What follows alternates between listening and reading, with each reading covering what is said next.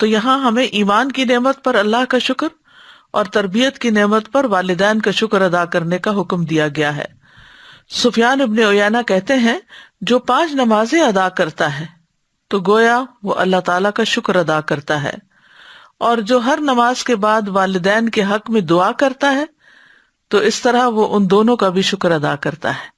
تو جو مسلمان نمازوں کا پابند ہو اور نماز میں پھر آخر میں رب اجعلنی مقیم الصلاۃ ومن ذریتی ربنا وتقبل دعا ربنا اغفر لی ولوالدی، اپنے والدین کے لیے دعا کرتا ہے، اور پھر اگر اس کے بعد ہم یہ دعا بھی پڑھ لیا کریں رب ارحمہما کما ربیانی صغیرا، تو اس طرح دونوں فرائض ادا ہو جاتے ہیں۔ تو الی المصیر، میری ہی طرف تمہیں واپس لوٹنا ہے، یعنی یہ کیوں یاد دہانی کرائی گئی کہ اللہ کی طرف واپس لوٹنا ہے؟ تاکہ انسان یاد رکھے کہ اگر اس نے اس حق میں کوئی کمی کوتاہی کی تو اس کی پکڑ ہو سکتی ہے، اس سے پوچھا جائے گا۔ اس لیے اس وصیت کو ضائع نہیں کرنا چاہیے، اس حکم پر عمل کرنا چاہیے۔